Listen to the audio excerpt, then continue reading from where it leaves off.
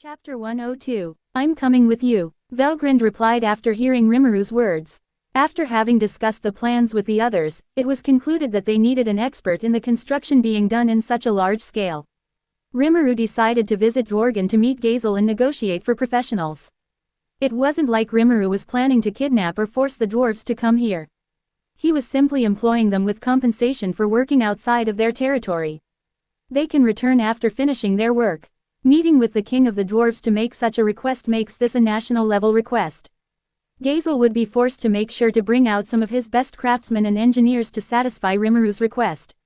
Are you sure? It's going to be just talking and I don't think you even care about Gazel or Gurin in that matter. Rimuru inquired as she expressed desire to accompany him. Yeah, I got a feeling that I need to watch over you or something. Velgrind answered vaguely, like something in that place might tempt you. Rimuru tilted his head in confusion. Was there such a powerful being in the land of the dwarves that can even tempt someone like him? Okay, I'm not sure what you mean but I guess if you want to. He shrugged his shoulders, not really seeing any reason to deny her request. It wasn't like she was planning on causing trouble, which was more of her brother's antics, and he was quite curious what she meant about that. Something in that place can tempt me. That's interesting to know, he muttered as a grin formed in his expression. So far, the only people that has managed to tempt him are his wives, even then the closest would be Hinata, who he loves to tease more than really anything carnal. Velgrind turned to him with a glare. Don't even try looking for it. Rimuru laughed, raising his hands like he was caught. Okay, not like anyone can tempt me just like that. He smirked, hugging Velgrind from behind. I have the most beautiful temptress right here after all. He whispered at her ear, causing her to stiffen in place. Then why don't you make sure I don't look at anyone else but you? It took 3 days before they started to leave the place and march to Dworgo. The two of them decided to fly leisurely, enjoying the wind and the joy of flying side by side. As they flew through the sky, Velgrind turned to Rimuru. How many are you planning to employ? If the blueprint you showed was genuine, then you need at least hundreds, if not thousands. I doubt the Dwarf King would be willing to just give that many to you. It would disrupt their production, considering they rely on exporting goods to other countries. We don't need that many. Rimuru shook his head, sitting up as he usually did while flying. He was using flight magic, so while his posture could affect his speed, it didn't necessarily need to be rigid or fixed. One could fly standing straight, sitting cross-legged, or even lying down as if there were ground beneath them. I don't plan on building everything that fast. First, I'll focus on the main district in the center of the capital. The necessary buildings and lodgings will be the main priority, and nothing else. It's not like the monsters use money, anyway. As long as there's food, clothing, and shelter, that's good enough for now. You say that, but that's still thousands of monsters living in one city. Assuming all the goblins come to the city, that would already reach 100,000.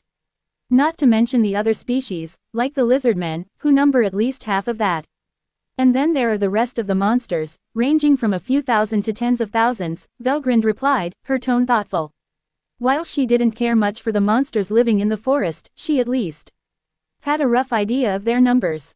She could sense the closest villages to get an accurate count, and she had picked up the rest when she and Rimuru traveled around.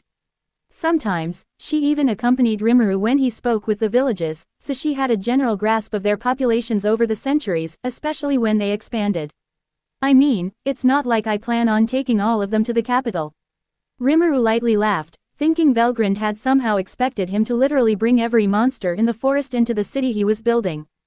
Velgrind tilted her head in confusion. Wasn't that the plan? Rimuru shook his head. I mean, look at the lizardmen. They thrive in the marshes, places that are damp with water. That's their ideal environment. That's why it's called the capital. I plan on building other cities or towns near places where there's a dense population of monsters. From what I've gathered so far, I plan on building cities near the marshes, one near the edge of the southern forest, and one in the east. Velgrind considered the locations Rimuru mentioned. So, near Amarita, and near the other demon lords. Rimuru nodded. They continued their conversation until they finally reached their destination. They landed about a kilometer away from the entrance. Should we go through incognito, or get ourselves a proper welcome? Rimuru turned to Velgrind, who merely shrugged. I don't particularly care for the theatrics and formalities. As long as they're respectful, then everything is good for me. Rimuru nodded. Then let's go through normally. I'm sure Gazel's spies would tail us eventually. They walked through the proper entrance, joining others who were planning to enter the nation. Their appearance drew attention, especially with Velgrind's beauty, which turned heads as she walked by. "Welcome to the armed nation of Dworgen," the dwarven security officer greeted, gesturing for them to enter. After going through the necessary procedures, Rimuru and Velgrind began inspecting the structures of the city, how they were built, what materials were used, and the expected time to construct everything.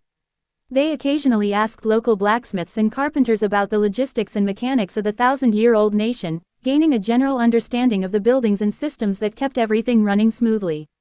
As they continued their walk, a blonde elf with half of her face covered appeared before them. "Rimuru-sama, Velgrind-sama, if you would be so kind, Gazel-sama requests your attendance." Rimuru and Velgrind turned to each other. "See, told you," Rimuru grinned, accepting the invitation. They entered the castle of the Dwarf King with confidence. Inside, they were guided to an office-like room, where the Dwarf King, Gazel Dwargo, grandson of Gurin, awaited them behind a desk. Standing to receive his guests, Gazel smiled warmly. "Rimuru-sama, Velgrind-sama, please, take a seat."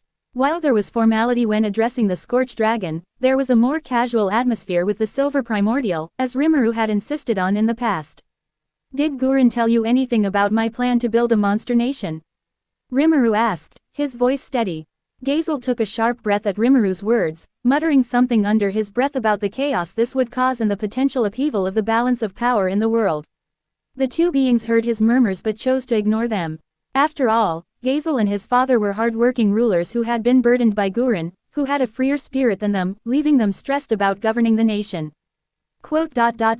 "Grandfather did tell me and father about it," Gazel finally spoke. He took a deep breath before continuing. "He gave us a blueprint that was supposed to be handed to you. If ever you came and spoke about it." "Oh," Rimuru said, slightly surprised. "I never knew he had something like that for me. He should have given it to me sooner." Gazel averted his gaze before answering. "Grandfather said that Rimuru is capable of creating complex blueprints, so it wasn't necessary to give it to you. But he did leave this, which he said is more realistic and grounded, as the one you showed might be too complex for the monsters to build." Velgrind covered her mouth as she let out a small chuckle at Gazel's explanation. "Looks like he knew you well, Rimuru." Rimuru joined in the laughter. "I see. That's good to hear." Gazel ordered someone to bring the blueprint while the group continued their conversation. "Rimuru still hasn't mentioned why you came to Dworgen. It seems you didn't know about the blueprint, so can I assume you want some dwarves to help build your nation?" Rimuru nodded. "Yeah, more like I'm making an official request to Dworgen. I want to employ dwarves of different crafts to come with us and help build a nation from scratch. We'll be paying compensation, of course," Velgrind added. "We already have the laborers, so you dwarves would just need to lead them and take charge of the things they can't do on their own." Gazel placed his hand on his chin, deep in thought. "May I ask how many you expect to employ?" Too many professionals disappearing from Dworgen could cause a massive drop in production and affect the economy, not just locally but internationally as well. As a nation known for producing high-quality merchandise, the Western nations were regular customers of the dwarves. A sudden drop in quantity and quality could disrupt their economies. "You don't have to give us your best craftsmen," Rimuru said. "We only need about 30 dwarves at minimum, with various skills." 30 or so dwarves, Gazel muttered. "Can I assume they'll come from different occupations as well?" Rimuru nodded. "Yeah, engineers, carpenters, blacksmiths, and so on. I could gather them, but I'd need at least 2 to 3 days for screening and explaining everything to them," Gazel said. "Fine by us," Rimuru shrugged. "We're not really in a rush." Gazel sighed in relief. "How much should I tell them you're paying them?" Normally, only a few dwarves would be willing to venture outside their homeland for a job request. Rimuru smirked. "You decide what to pay them, because the payment I plan to give is more for Dworgen itself, and it's not exactly currency." With confidence, Rimuru pulled out several shards of different materials. Magisteel, mithril, adamantite, and even orichalcum. He handed the small shards to Gazel, who received them with wide eyes and trembling hands. "I'll pay with these, a down payment of tons of magisteel, several kilograms of mithril, 5 kilograms of adamantite, and 1 kilogram of orichalcum. That's about 30% of the total compensation I plan to give. Depending on how satisfied I am with their work, it might increase." Gazel nearly collapsed on the spot. However, he maintained his composure as king, keeping his posture and expression controlled. This could solve their problem, There had been signs that the mines where magical ores were usually found had started to deplete. With these shards alone, they could combine small pieces with regular ores and still produce high-quality goods. I understand, Gazel said, finally standing up. He shook Rimuru's hand. I'll make sure to provide the best of the best. The group then moved to an open space where Rimuru would present the down payment. Gazel had to wait outside, not wanting to lose his composure again at the sight of so much valuable material. Rimuru hooked his arm around his shoulder. You're being too stiff. Let's have a drink. Vaughn, you're coming with, right? Vaughn, the supreme commander of Dworgen's military, who had been beside Gazel the entire time, smirked. If Rimuru-sama says so, who am I to refuse? Gazel sighed, internally wishing for a drink after everything that had just transpired. Rimuru-sama, Vaughn whispered, want me to get the elves from that famous bar to serve us later. Elves from a bar? Rimuru tilted his head. What was so special about that? He'd already met Sylvia and Elmesia, both of whom were beautiful even by elven standards. Then, he felt something stir within him. What? He placed a hand on his chest as if his inner self had something to say to him. That's surprising. Looks like Hanada's teasing about me having a thing for elves was true. While he would have liked to humor his other self, the glare Velgrind was giving him was far too intense to give such an answer. It wasn't that he was planning to do anything, he was just curious whether his current self would feel anything for elves. Not interested. Let's just drink on our own. He finally replied. If I had a thing for elves, I would have gone for Sylvia. Anything lower in standards is beneath me. Velgrind nodded approvingly at his choice, and they drank and partied until sunrise. Over the next few days, Rimuru and Velgrind had their time in Dworgen, staying active in their room. Mostly, it was Velgrind making sure that Rimuru didn't stray too far from her, and Rimuru, in turn, did his best to appease her moods. Finally, the time came for the dwarves who would be working for Rimuru to arrive. In the throne room, Gazel, Rimuru, and Velgrind stood together, observing the 50 dwarves kneeling before them. These dwarves are the top of their respective professions, Gazel announced, gesturing to one of the dwarves. This here is Kaijin. With the king's words, one of the dwarves stood up and bowed his head toward Rimuru and Velgrind. He was a former commanding officer of my engineering corps. He will oversee most of the work that you give them. After the introduction, Kaijin returned to his position alongside the others. Gazel continued, other notable dwarves are the 3 brothers, each specializing in a different area, who will serve under Kaijin. Rimuru nodded in satisfaction. They all look very talented. Very well, let us go. He snapped his fingers, and a gate appeared before them. The room fell silent in shock as the gate suddenly materialized. Rimuru and Velgrind waved at Gazel before stepping through the portal. Kaijin and the other dwarves exchanged wary glances before bracing themselves and following through the gate. When their eyes adjusted, they found themselves standing in the middle of what appeared to be a forest, or what was left of one. There were no trees in sight, just large piles of wood and rocks scattered across the area, evidence of the work that had already been done. Rimuru turned to Kaijin. Kaijin, set up your stations and workspaces first. You can organize the others for that. Once that's done, start with the foundation for the lodging buildings. He handed him a detailed blueprint before introducing the goblins, ogres, Kijins, and pharaohs who would be the main labor force for now. As Rimuru finished speaking, he heard a soft thud behind him.